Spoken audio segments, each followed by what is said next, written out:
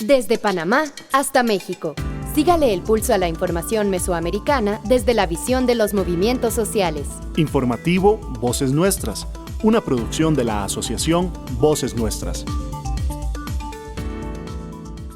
Le damos la bienvenida a la emisión 853 del informativo mesoamericano Voces Nuestras, una producción colaborativa que elaboramos junto a nuestra red de corresponsales en la región.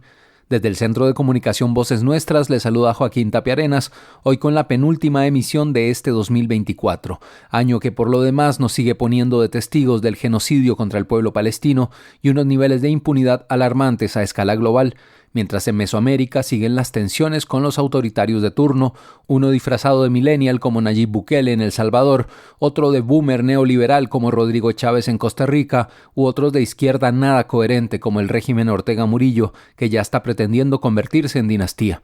Aunque el panorama es poco alentador, las comunidades y personas organizadas de la región seguimos trabajando por el mundo donde quepan muchos mundos, y en este espacio informativo esperamos continuar amplificando ese trabajo con dignidad y memoria desde la promoción y defensa de los derechos humanos.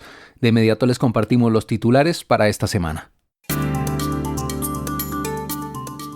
En El Salvador, medios comunitarios y organizaciones defensoras de derechos humanos alertan sobre allanamiento a comunicadora comunitaria. En Panamá, balance social, político y ambiental del año 2024. En México, urgen respeto e inclusión en el Día Internacional de las Personas con Discapacidad. En Guatemala, Orden Juan José Gerardi se entregará el próximo 10 de diciembre. En Nicaragua, régimen Ortega Murillo reforma la Constitución para legalizar la represión y perpetuarse en el poder. En El Salvador, organizaciones de sociedad civil mostraron rechazo ante la posibilidad de revertir la ley que prohíbe la minería metálica. En México, el acceso a la justicia es fundamental para que las mujeres puedan ejercer sus derechos humanos. En Latinoamérica, Día de la Medicina Latinoamericana, un homenaje a las personas profesionales de la salud. En México, 2 de diciembre, Día por la lucha de los derechos del pueblo de San Gregorio Atlapulco. Nos unen nuestros territorios, nuestras historias, nuestras culturas. Informativo mesoamericano, Voces Nuestras. En El Salvador. Esta semana, varios medios de comunicación y organizaciones defensoras de derechos humanos en El Salvador hicieron un llamado a las autoridades de ese país a respetar la integridad de la coordinadora de prensa de Radio Bálsamo, Mónica Rodríguez, y su familia, luego de haber sido allanada su casa de habitación por parte de la Policía Nacional Civil la noche del pasado 4 de diciembre. Mónica Rodríguez es conductora del espacio radiofónico Ondas Libres, que es transmitido por las radios comunitarias que son parte de la Asociación de Radios Participativas de El Salvador, ARPAS, y ha realizado entrevistas con fuentes que cuestionan la libertad de expresión en ese país. Desde Voces Nuestras extendemos nuestra solidaridad a Mónica y al gremio de personas comunicadoras en El Salvador que siguen bajo el constante acoso por parte del gobierno de Nayib Bukele. Escuchamos las declaraciones de la misma Mónica Rodríguez que explica la situación. Bien, buenas noches. Soy Mónica Rodríguez, coordinadora de prensa de Bálsamo Radio TV, radio comunitaria de acá de La Libertad. Pues por acá preocupados y pues a la vez denunciando el registro que hemos tenido mi pareja y yo en nuestra casa de habitación donde nosotros vivimos. Policía junto a la fiscalía han venido a hacer un registro a nuestra casa. Nos dicen que pues hay reserva del caso y se han llevado pues una serie de elementos de trabajo de nosotros, nuestras 2 computadoras, nuestros teléfonos personales y de trabajo, se han llevado discos duros, se han llevado USBs, las tarjetas de crédito también de mi pareja, pues y estamos acá un poco preocupados por esta situación, sabiendo lo que estamos viviendo en el país, desconocemos las razones y pues nos han dicho que hay reserva del caso, así que desconocemos cuál es el origen de esta situación. Así que yo lo que quiero denunciar, pues que nosotros vamos a seguir pues trabajando, denunciando lo que ocurre también en nuestro país ante la situación, pero también denunciamos esto que nos acaba de ocurrir a mí y a mi pareja y que nos parece injusto este tipo de registros. Aquí se escuchan las voces de las mujeres y hombres que construyen Mesoamérica día a día. Informativo Voces Nuestras. ¿Por qué la autonomía? Simplemente porque duramos más de 15 años pidiéndole a los diputados de la Asamblea Legislativa que aprobaran el proyecto de ley de desarrollo autónomo, que nosotros creíamos que ese proyecto nos daba la posibilidad de poder recuperar todo nuestro territorio, o realmente tener una autonomía propia. Siempre decimos que es un proyecto de vida de los pueblos indígenas. Y cuando nos sacaron de la Asamblea Legislativa Rastra, decidimos en aquel momento no volver más a la Asamblea. Decidimos ejercer la autonomía con ley o sin ley dentro de nuestro territorio. En el año 2010, representantes de pueblos originarios en Costa Rica fueron expulsados con violencia de la Asamblea Legislativa, al exigir que se votara sobre el proyecto de ley de desarrollo autónomo de los pueblos indígenas. Este proyecto, que era avalado por los distintos territorios, buscaba recuperar la autonomía y hacer valer sus derechos. Nunca vio la luz. Solo se usó como parte de promesas electorales.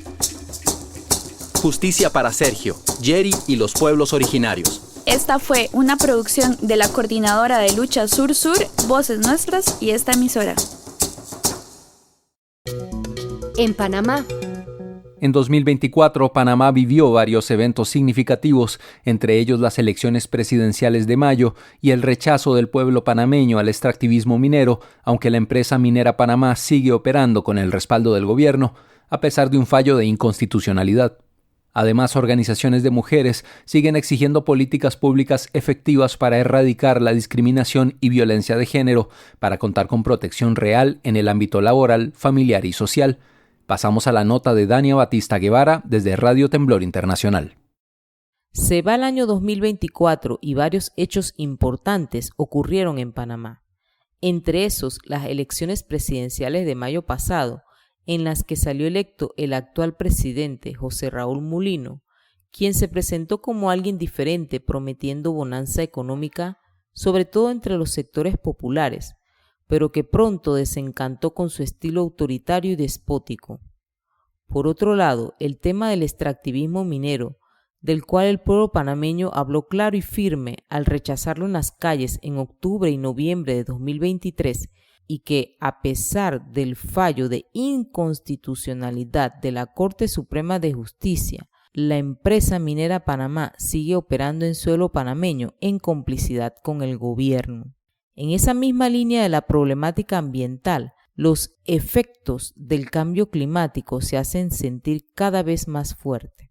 Las intensas lluvias de octubre y noviembre que dejaron muertos y miles de afectados, mientras que los distintos gobiernos sin estrategias ni planes para mitigar los efectos, ni replantear el modelo de desarrollo actual por otro que sea más amigable con el medio ambiente. Por otra parte, frente a la crisis de la Caja del Seguro Social, el Ejecutivo ha presentado el proyecto de ley 163 que reforma esta institución, la cual ha sido rechazada por el pueblo panameño, hecho que ha quedado demostrado en el primer debate en la Asamblea Nacional, donde el movimiento social y popular ha presentado argumentos contundentes contra dicho proyecto. Adicionalmente, las organizaciones de mujeres siguen reclamando a los distintos gobiernos lo incapaces que han sido en no establecer políticas públicas ni campañas permanentes de concienciación y sensibilización que eduquen sobre la no discriminación y la no violencia contra la mujer, que brinden protección a las mujeres en el ámbito laboral, familiar y social, que sancionen la violencia, el acoso y la discriminación contra la mujer. Escuchemos a Olmedo Carrasquilla Águila, miembro del colectivo Voces Ecológicas COVEC y miembros del Movimiento Popular Panameño. Primeramente, mis palabras de agradecimiento a nombre del colectivo Voces Ecológicas COVEC de Panamá, al cual nosotros formamos parte de distintas redes y movimientos populares aquí en Panamá. Bueno, el 2024 hay que destacar que se dieron hechos como todos los años, pero este más trascendental porque hubo un cambio de gobierno.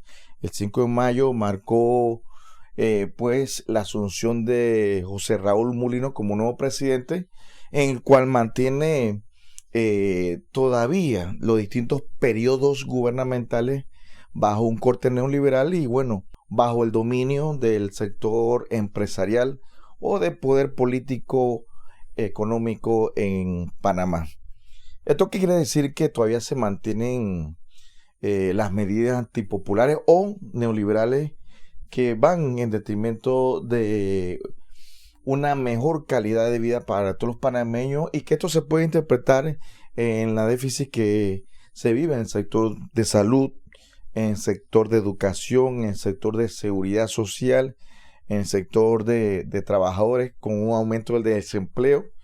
Y esto demuestra que todavía nos mantenemos como uno de los países con mala distribución de la riqueza.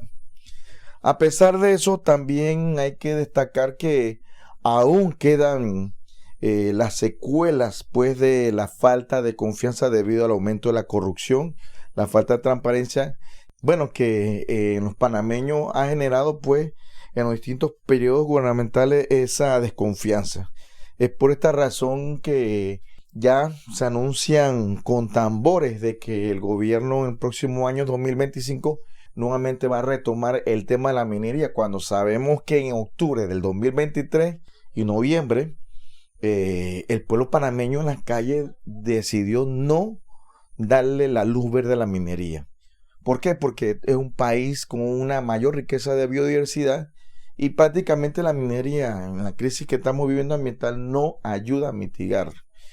Y evidentemente la minería representa un yacimiento de corrupción que cuando operó Minera Cobre Panamá nunca se vio con transparencia la rendición de cuentas o la reversión económica del país.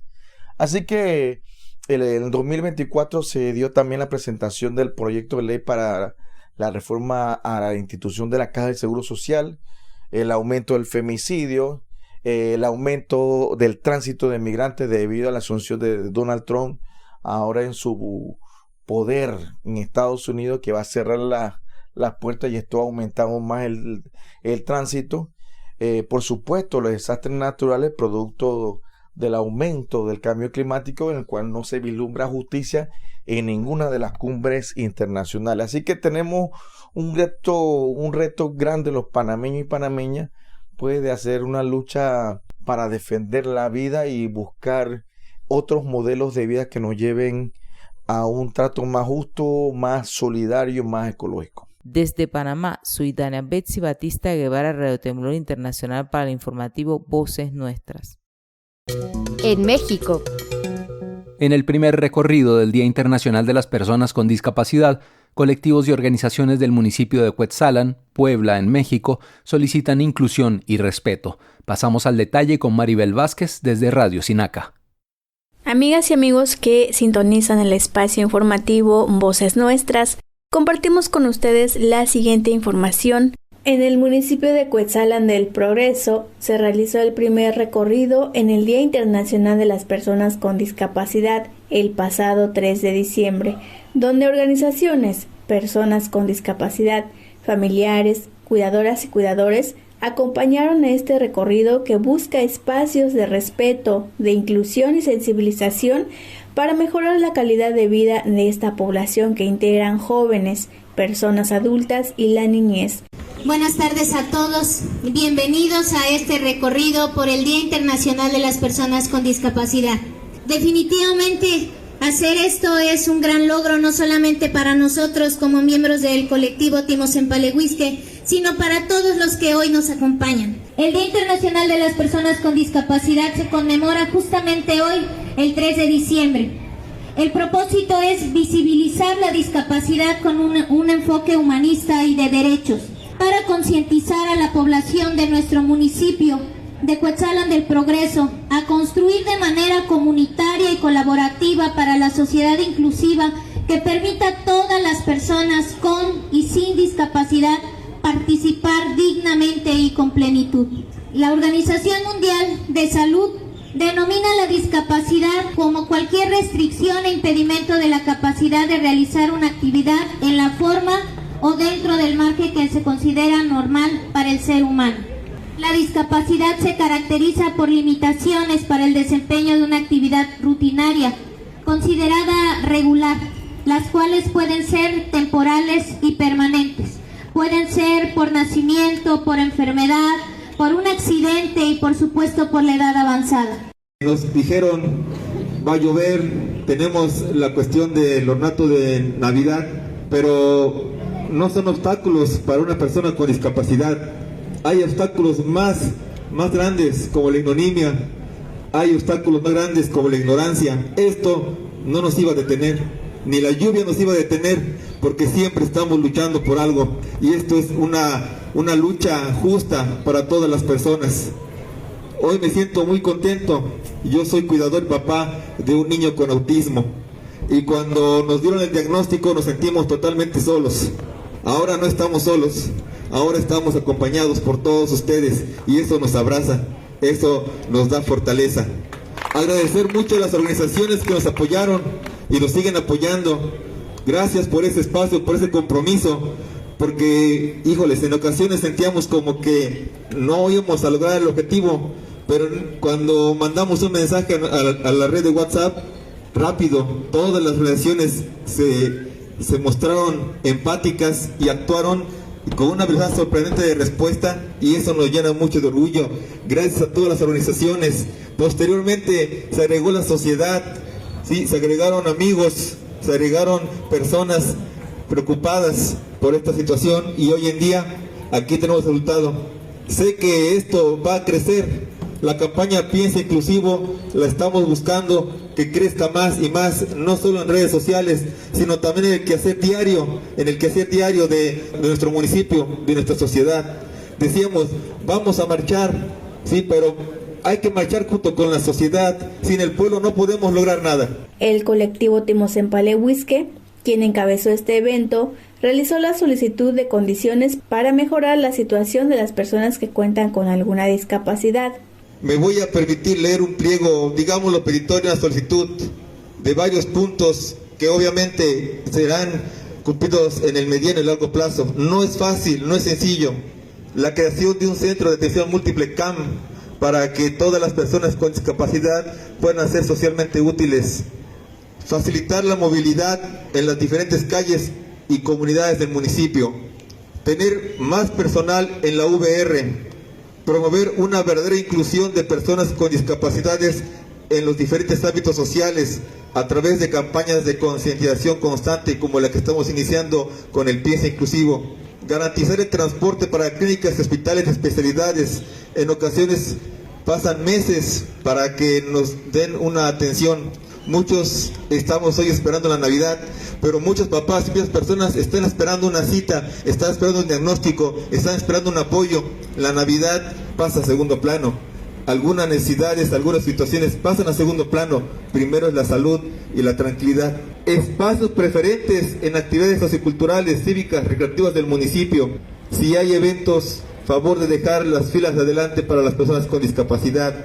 Reporta desde Radio Tzinaca, Maribel Vázquez. Con la visión de los movimientos sociales. Informativo Voces Nuestras. En Guatemala.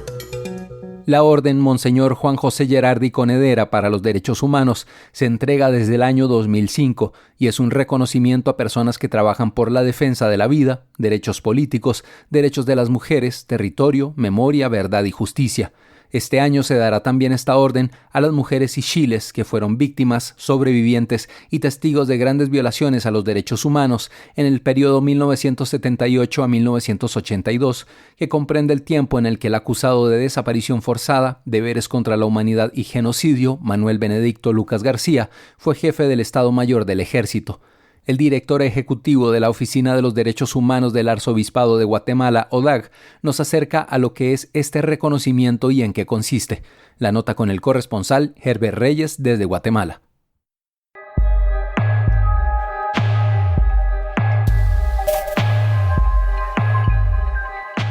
Neri Rodenas nos acerca al reconocimiento Orden Monseñor Juan José Gerardi.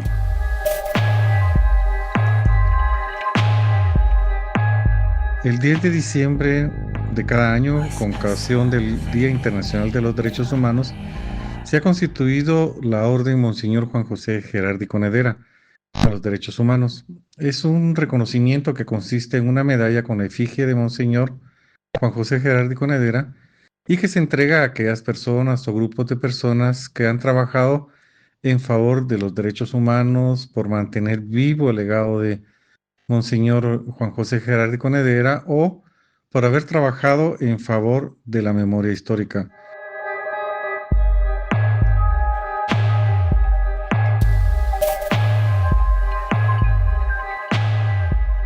Creemos nosotros de que es importante reconocer a alguien o a grupo de personas que a nivel nacional han tenido un impacto en estos temas. Pero también se busca conceder esta medalla a grupos que quizás no son muy conocidos, que tengan un trabajo en algún lugar remoto de nuestro país, o que sean poco conocidos, pero igual que su impacto de trabajo haya sido siempre importante y grande en nuestro país.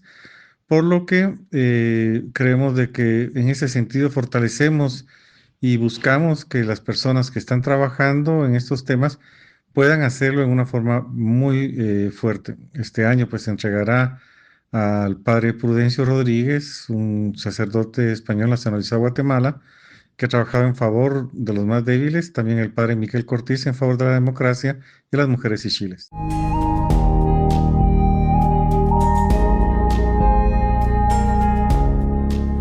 La Orden Monseñor Juan José Gerardi se entregará en el Salón Concepción de la ciudad capital de Guatemala a los presbíteros Prudencio Rodríguez, Miguel Cortés Bófil y a las mujeres Maya y Shil, tejedoras de justicia, por el invaluable trabajo que por más de 40 años han realizado en la construcción de la memoria y la valentía de pedir justicia para su pueblo y la sociedad guatemalteca.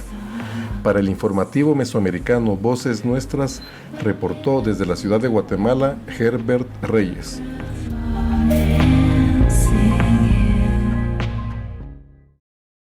En Nicaragua, el régimen de Daniel Ortega, a través del Parlamento, reformó 148 de los 198 artículos que tiene la Constitución Política de Nicaragua, con la cual Ortega y su esposa, la vicemandataria Rosario Murillo, se garantizan la continuidad en el poder sin que algún ciudadano o partido político les pueda enfrentar.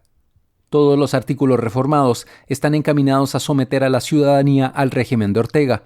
Incluso eliminaron el artículo que impedía la tortura, con la cual violentan todas las normas internacionales de derechos humanos, señalaron organismos nicaragüenses exiliados. La reforma también le da un año más en el poder. Antes era de 5 años el mandato y lo amplían a 6, pero además da facultad para que Rosario Murillo sustituya a Ortega sin ningún problema. Asimismo, obliga al ejército y a la policía a someterse a las decisiones de la pareja y no a la Constitución, como antes lo establecía la ley. Estas reformas constitucionales se dan a pocos días de celebrarse el Día Internacional de los Derechos Humanos, el 10 de diciembre, en ocasión del 76 aniversario de la Declaración Universal de los Derechos Humanos proclamada por Naciones Unidas. El abogado Gonzalo Carrión, del colectivo de derechos humanos Nicaragua Nunca Más, desde el exilio, dijo que el pueblo nicaragüense tiene mucho que reclamar en esta fecha a la tiranía Ortega y Murillo. A 76 años de esa Declaración Universal de los Derechos Humanos, en Nicaragua, una familia, la tiranía Ortega Murillo, ha hecho retroceder hasta la antigüedad, en tiempos donde no se reconocía al Estado y los derechos como en estos tiempos de reconocimiento internacional de los derechos humanos. La mayoría de los 30 artículos, la casi totalidad de los 30 artículos de la Declaración Universal de Derechos Humanos han sido gravemente irrespetados por la dictadura Ortega Murillo. Por eso, en ocasión de este 76 aniversario de la Declaración Universal de Derechos Humanos, tenemos mucho más motivo para reivindicar los derechos de todo un pueblo a la libertad, a la justicia, a vivir en paz, a no ser irrespetados, por el contrario, a que sus derechos sean protegidos, respetados y garantizados, lo que no es posible con esta tiranía. Y como dice la declaración, y es bueno recordarlo, pertinente recordarlo, para que los pueblos no se vean compelidos a hacer uso del supremo recurso, la rebelión, respétese los derechos humanos. Es lo que cabe. Sí hay motivos para conmemorar los derechos humanos que son universales, que nos pertenecen a todos en cuanto seres humanos.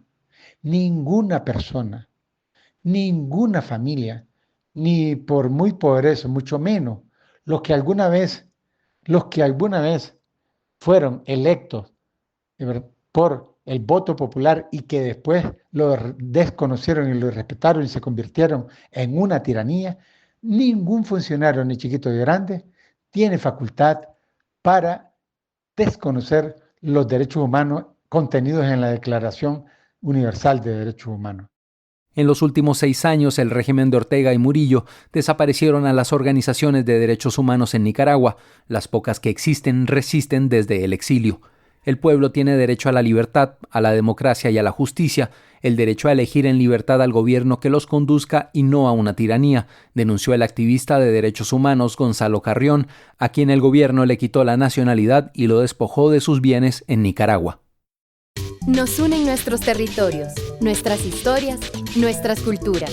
Informativo Mesoamericano, Voces Nuestras.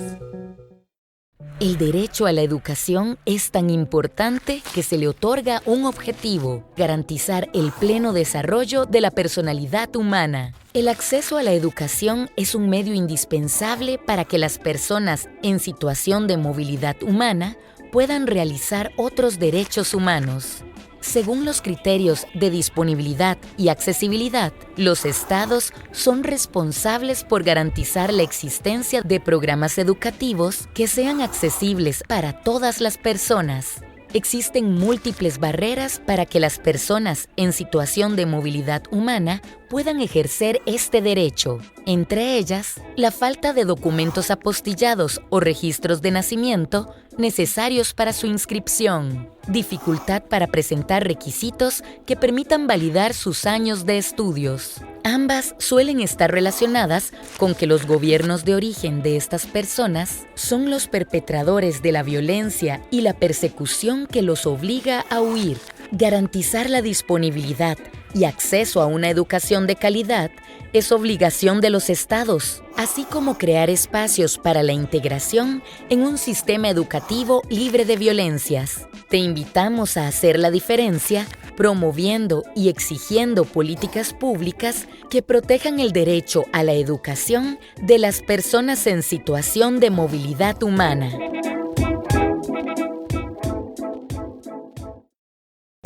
En El Salvador, diversas organizaciones de sociedad civil mostraron su rechazo ante la posibilidad de revertir la ley que prohíbe la minería metálica por parte del gobierno de Nayib Bukele. Aseguran que la explotación de la biodiversidad solo causaría muerte. Gabriela Méndez, desde la Asociación de Radios Participativas del Salvador, ARPAS, nos informa. Diferentes movimientos y organizaciones sociales realizaron una conferencia de prensa en la que mostraron su total rechazo ante los recientes anuncios del presidente Nayib Bukele de reactivar la minería metálica en el país. Para la presidenta de la Asociación de Desarrollo Económico y Social, ADES, Vidalina Morales, la reactivación de la minería metálica significaría para las comunidades más represión y criminalización. Aquí la minería va porque va. ¿Y qué implica entonces para nosotros y nosotras que estamos allá en los territorios? Allá están las comunidades de Cabañas, las comunidades de Chalate, que poderosamente hicieron consultas populares para rechazar estos proyectos de minería. En Chalatenango hubieron 5 consultas donde los pobladores dijeron no a la minería en sus localidades, pero claro, como ahora también con toda esta reforma o con todo esto que ha hecho el gobierno ha desconfigurado nuestros municipios, resulta que eso no tiene validez. Y claro, el oro sigue estando allá en nuestros territorios, sigue estando en la cuenca del río Lempa. ¿Qué significa entonces para nuestras comunidades? Más represión, más criminalización y quién sabe, no más asesinatos. Si ya los hemos vivido y lo decimos con toda franqueza porque cuando se dieron los asesinatos en Cabañas había una férrea oposición a la minería desde estas comunidades. Y para callar esas comunidades trataron de descabezar esos liderazgos. Para callar la lucha en El Salvador intentan meter presos o tienen presos, mejor dicho, a nuestros compañeros por casi 20 meses. Entonces la pregunta es, ¿hacia dónde nos lleva este poder económico perverso, criminal, diría yo? No tiene otro nombre porque no le tiene ni amor a su país. Lo que está haciendo es vendiendo nuestro país al mejor postor.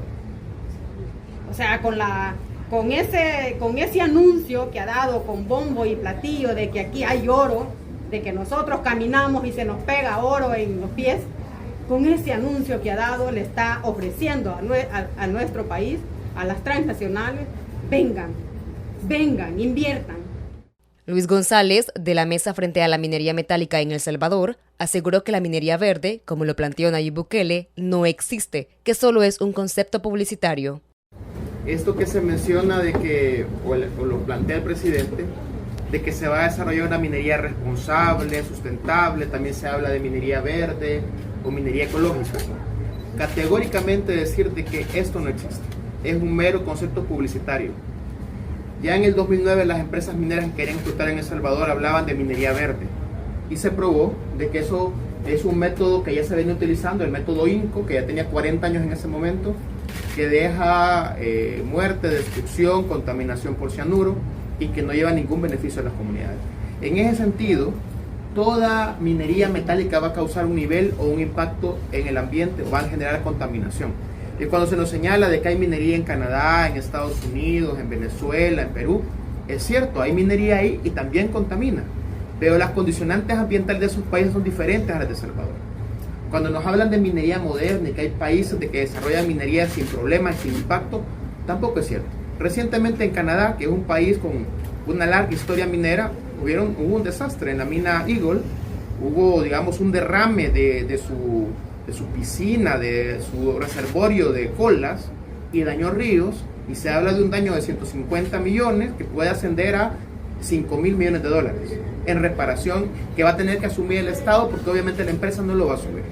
Entonces, no existe esto de minería verde, responsable, sustentable. Todas las minas van a tener un nivel de contaminación y en el caso de El Salvador, con las condicionantes ambientales que hemos planteado en el comunicado, sería efectivamente el golpe de gracia al poco ecosistema que tenemos. Entonces ahí puede como tener esta claridad, recordar de que ya en el año 2012 hubo un estudio ambiental estratégico que señaló que la minería era inviable en el país con las condiciones que tenemos y las condicionantes ambientales han empeorado. Hoy tenemos más fragilidad ambiental que en el 2012. En ese sentido, de nuevo, la minería es una industria que es inviable en el territorio nacional y por tanto tiene que permanecer prohibida. Pedro Cabezas, de la Alianza Centroamericana frente a la Minería, señaló que si se revierte la ley de la minería metálica, los proyectos mineros ubicados en las fronteras con Guatemala y Honduras se acelerarán y por la ubicación geográfica de nuestro país, toda la contaminación de esos proyectos afectará nuestro territorio. Lo que el presidente menciona es sobre la minería que ocurre en El Salvador y nosotros denunciamos la contaminación que eso puede generar y por ende se lucharon 12 años para la prohibición minera del país. Pero lo que no menciona o no le han informado es que también en las fronteras de El Salvador tenemos más de 50 proyectos mineros en Guatemala y en Honduras, que eventualmente si nosotros quitamos la prohibición minera, esos proyectos se pueden acelerar. Y la contaminación, debido a la posición geográfica que nosotros tenemos en relación a estos países, va a venir directamente a El Salvador. Así que no solo vamos a tener contaminación generada por la industria minera en nuestro país, sino que contaminación generada por la industria minera en lo que el presidente mencionó, lo que es el cinturón de oro de Centroamérica, porque el cinturón de oro de Centroamérica no solo está en El Salvador, sino que comienza en México, pasa por Guatemala y llega hasta Costa Rica, ¿no? Y en esa línea de la costa del Pacífico donde están todos los proyectos mineros. Entonces tenemos proyectos mineros en El Salvador y en Honduras y en Guatemala. El proyecto más avanzado es el proyecto Cerro Blanco. Ustedes bien ya conocen que tenemos más de 15 años de estar queriendo parar ese proyecto. Lo hemos logrado hasta la fecha. Las organizaciones hicieron un llamado al presidente de la República a no ceder a las presiones de las empresas mineras que buscan explotar oro y no para beneficio de los sectores más empobrecidos del país. Desde Arpas, en El Salvador, informó Gabriela Méndez. En México. Acceder a la justicia en este país sigue siendo muy lejano, principalmente para las mujeres y mujeres indígenas. Más del 90% de los casos están impunes y es evidente que urgen estrategias de trabajo que resuelvan los casos de las mujeres víctimas de violencia de género. Para conocer más, vamos a la nota de Leticia Hernández de Radio Guaya en México. Saludos amigos y amigas de América Latina y el Caribe. Desde México les tenemos la siguiente información.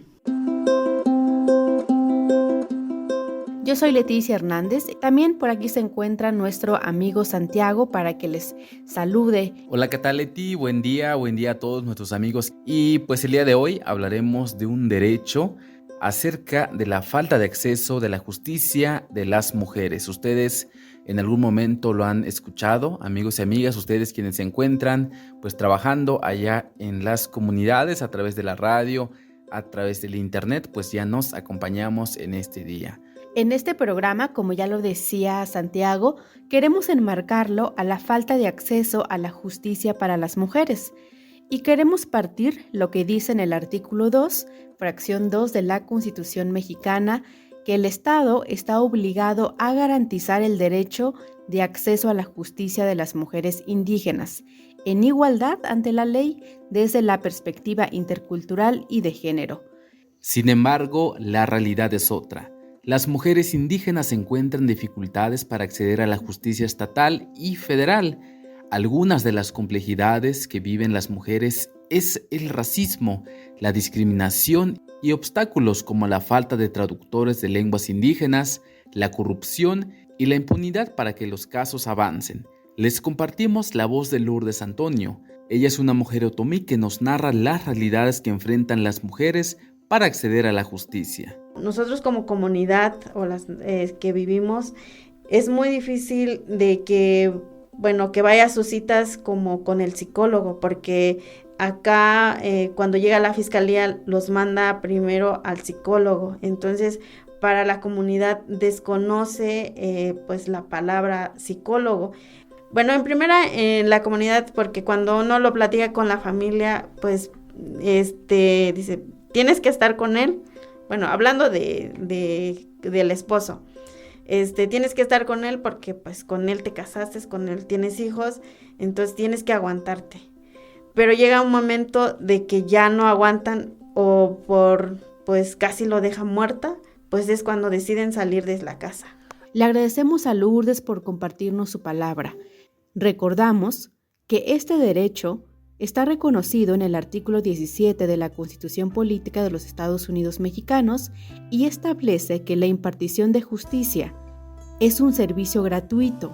Pero en la práctica no hay un funcionamiento eficaz. Esto nos lleva a recordarle al Estado que el acceso a la justicia es un derecho que se sigue violando y dificulta la solución y la denuncia de las víctimas. En esta región de la Sierra y la Huasteca hay casos que solo llegaron a la denuncia. Quien ha sido testigo es la abogada Imelda Torres Sandoval. Les saluda su amiga Imelda Torres Sandoval, abogada y activista por los derechos humanos aquí por la región huasteca veracruzana. Y este día quiero dedicar unos minutos para platicar con ustedes sobre la reciente reforma al artículo 4 de la Constitución Federal, nuestra Carta Magna. Pero ahora con esta reforma se insertó en la Carta Magna el derecho de todas las personas a una vida libre de violencia. Esto es particularmente importante para las mujeres debido a la situación que vivimos en México y en Veracruz, del alto nivel de violencia que viven las mujeres en sus comunidades, en su hogar, en el trabajo, en cualquier parte donde puedan estar desarrollando alguna actividad.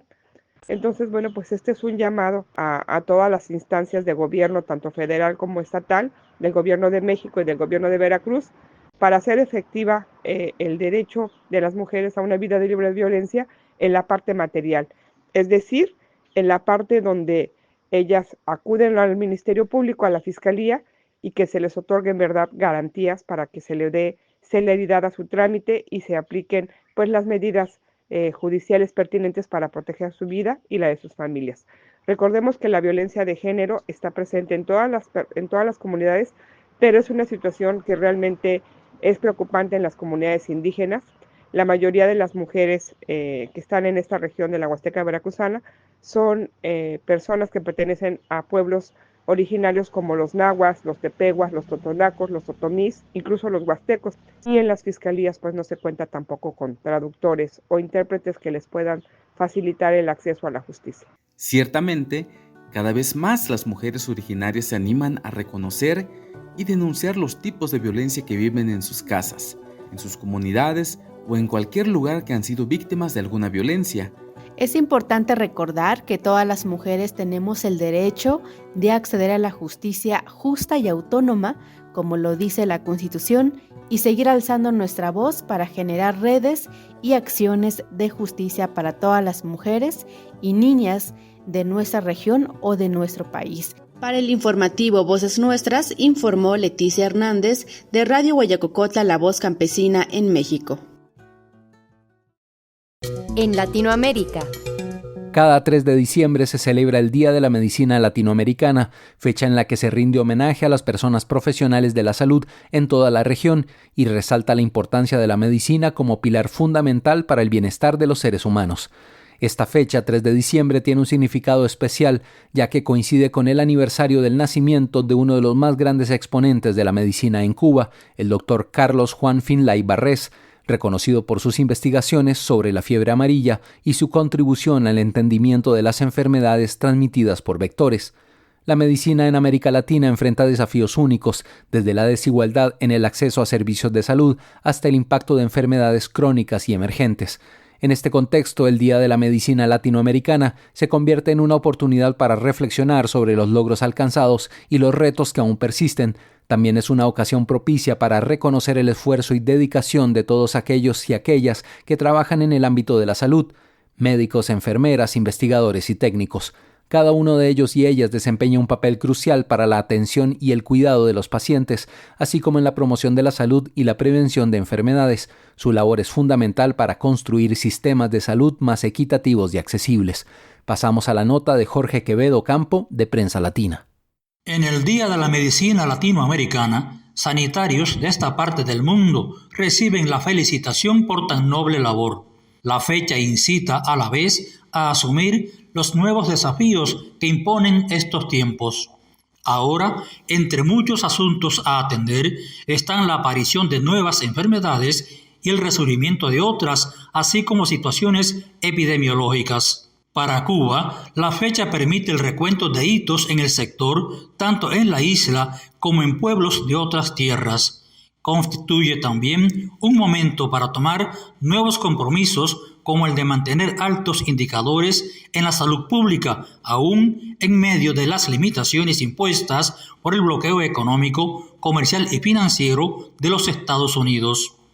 El desarrollo de vacunas propias y líneas de investigaciones para dar solución o mitigar problemas globales de salud constituyen agendas actuales para los científicos cubanos. Desde 1963, Cuba despliega por el mundo la ayuda solidaria, marcada por una primera brigada enviada a Argelia.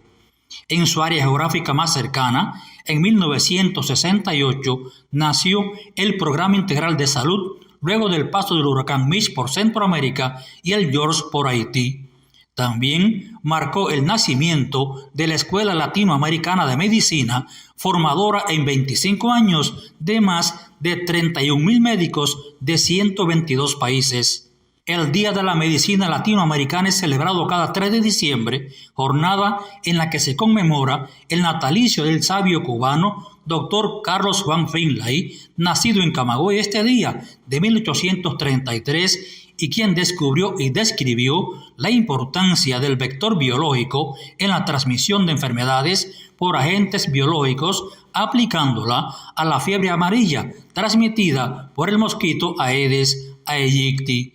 Jorge Quevedo Campo, Prensa Latina. En México. Desde el 2022, el 2 de diciembre tiene un sentido de resistencia y defensa. Ese día el pueblo de Atlapulco, en Xochimilco, al sur de la Ciudad de México, resistió y expulsó de su territorio a 1,000 agentes del Cuerpo de Granaderos enviados por la alcaldía de Xochimilco y la entonces jefa de gobierno de la Ciudad de México y hoy presidenta Claudia Sheinbaum. A 2 años de la represión, el pueblo de Atlapulco conmemora su resistencia y celebra el primer aniversario de la Casa del Pueblo Tlamachtiloyan de Atlapulco, recinto que fue recuperado tras los intentos de despojo de la alcaldía de Xochimilco, gobernada por el partido Morena. A continuación, la nota de nuestra compañera Neri Chávez García para unirnos a la celebración de este pueblo originario que resiste en esa ciudad mercancía, la Ciudad de México.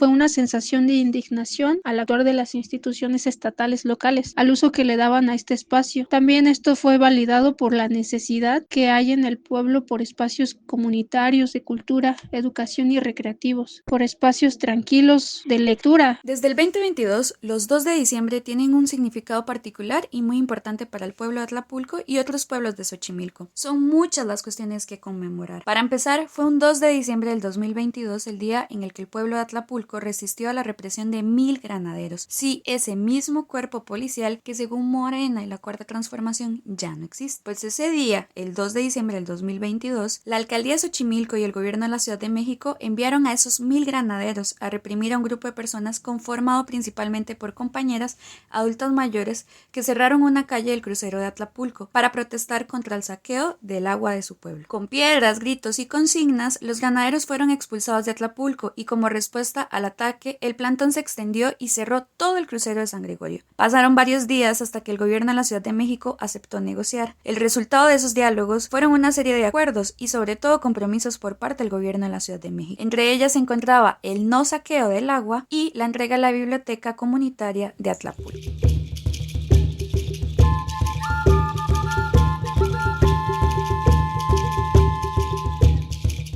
Dicha biblioteca comunitaria tiene una larga historia que refiere al sentido comunitario atlapulquense, pues fue gracias a la cooperación de diferentes personas del pueblo que se adquirieron varios terrenos, donde se construyó una secundaria, una primaria, y justo en la cima del Moyotepec se construyó una biblioteca comunitaria para que acompañara los procesos educativos de las infancias y jóvenes atlapulquenses. Dicha biblioteca estuvo en funcionamiento en diferentes momentos y cerrada en otros, pero después de los sismos del 2017 que sacudieron a toda la Ciudad de México, la alcaldía de Xochimilco cerró la biblioteca, supuestamente para restaurarla de los daños provocados por los sismos, pero nunca la devolvió al pueblo. Al contrario, la alcaldía construyó un edificio moderno lleno de paredes de vidrio, y durante la pandemia hacían fiestas y actividades para las personas allegadas a la alcaldía, y a puerta cerrada para las personas del pueblo de Atlapulco. Por ello, uno de los puntos más importantes a exigir era el regreso de la biblioteca comunitaria.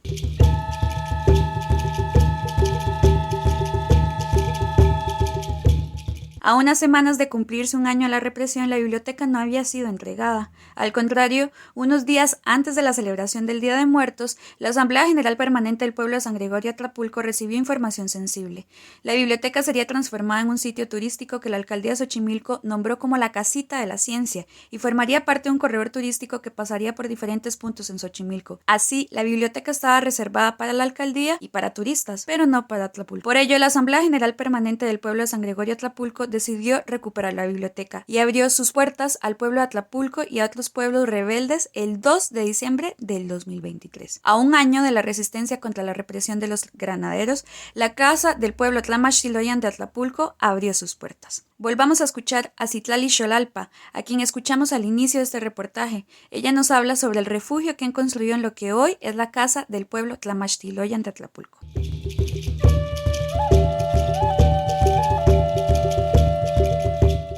Hola, mi nombre es Karen Citlali Xolalpa, soy del pueblo de San Gregorio Atlapulco. Actualmente mi labor en la Tlamachtiloyan consiste en apoyar algunas de las actividades programadas. A un año de la Tlamachtiloyan, donde el pueblo decidió que entráramos el 2 de diciembre a lo que fue la antigua biblioteca. Esto ha sido desde entonces un refugio para todo aquel que desea más para el pueblo. También creo que es tejer una sociedad muy distante que poco a poco se va involucrando más. Desde los grandes que cuentan cómo era la biblioteca cuando ellos estudiaban y cómo los enviaban a hacer sus tareas, a buscar información a la antigua biblioteca, hasta los jóvenes que reconectan, o más bien que conectan con esta parte histórica de su pueblo, de nuestro pueblo que habitamos, pero que a veces somos poco conscientes de dónde estamos. Entonces, para los jóvenes ha sido conocer los hechos históricos en torno a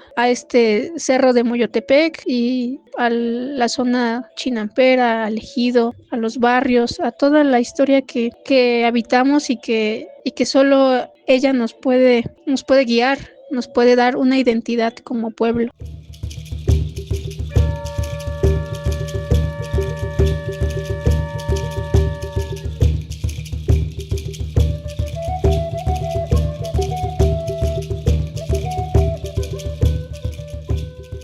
Un Un año después de la apertura de puertas de la Tlamachtiloyan, son numerosas y diversas las actividades. Talleres de náhuatl, guitarra, idiomas, baile, ajedrez, serigrafía, cartonería, espacios de reflexión sobre la historia del pueblo, sobre los derechos de los pueblos originarios, el tejemedios, actividades culturales artísticas, y también ha abierto la puerta a numerosos procesos de lucha de todo el país y también de la región. Como dice Citlali, la Casa del Pueblo Tlamachtiloyan de Atlapulco hoy es un refugio político para todas aquellas personas que se declaren en resistencia y que hagan de la organización comunitaria su cotidianidad.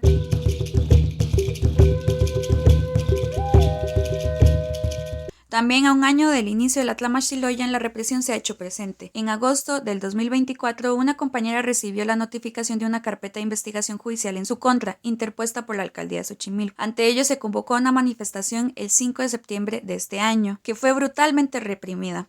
Un grupo de choque enviado por la alcaldía de Xochimilco agredió a las personas manifestantes con pistolas, cuchillos y tubos de metal. Más tarde, cuando la manifestación se trasladó al Ministerio Público de Tlalpan para exigir la liberación de las 5 personas detenidas arbitrariamente en Xochimilco, el Cuerpo de Granaderos reprimió brutalmente a las y los manifestantes, cometiendo a su vez graves violaciones a los derechos humanos como tortura, violencia sexual, privación de libertad y un largo etcétera. Desde entonces, el 5 de septiembre se conoce como el Halconazo Morenista, y pese al ambiente de represión, la Tlamachtiloyan de Atlapulco y sus defensores siguen en pie, pues en el fondo se trata de la construcción de otros mundos posibles, de mundos donde los pueblos originarios puedan disfrutar de sus territorios, derechos y sueños. Por eso, hoy más que una biblioteca, es la Casa del Pueblo de Tlamachtiloyan de Atlapulco.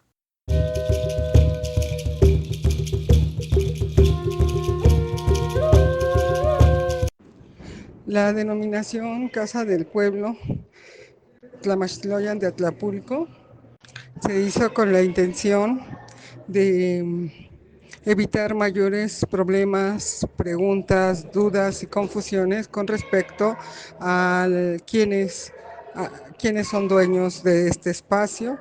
Y tenemos que recordar que son tierras comunales y que tenemos un decreto presidencial desde 1922 y luego en 1962 la restitución de estas tierras de 12 hectáreas y de las cuales solo 3 quedaron para servicios de beneficio para la comunidad, en donde está el deportivo, está la secundaria, las 2 secundarias, el centro de salud y es por ello, y bueno, el Cerro de Moyotepec, en donde inicialmente fue la biblioteca, y es que ahora, como usos y costumbres, tenemos una Casa del Pueblo, y cuando dice Casa del Pueblo, se entiende inmediatamente que este es un espacio que pertenece comunitariamente al espacio en que se está ocupando para diferentes fines de beneficio.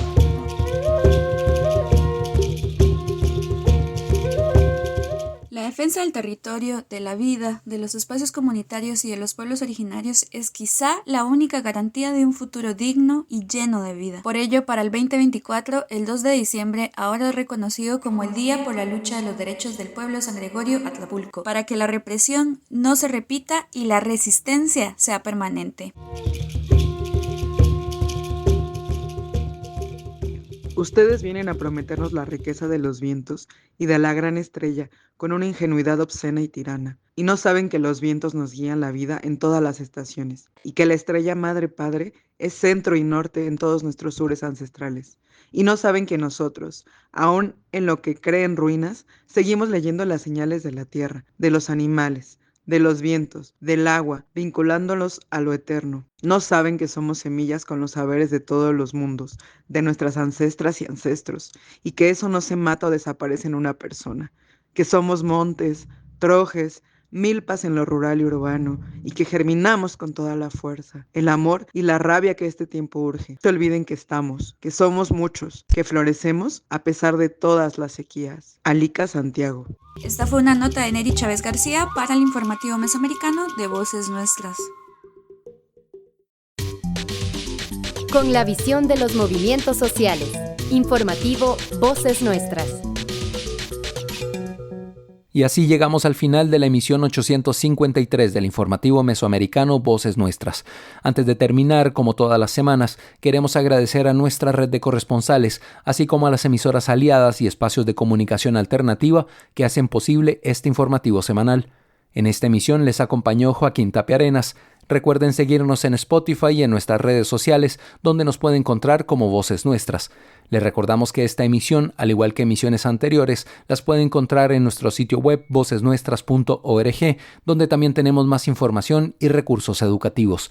Nos despedimos por ahora, pero nos encontramos nuevamente la próxima semana. Hasta pronto. Informativo Mesoamericano Voces Nuestras, una producción de la Asociación Voces Nuestras con el apoyo de la Red de Corresponsales, representantes de medios y organizaciones de Centroamérica y México y el apoyo de Rosa Luxemburg Stiftung y Pan para el Mundo.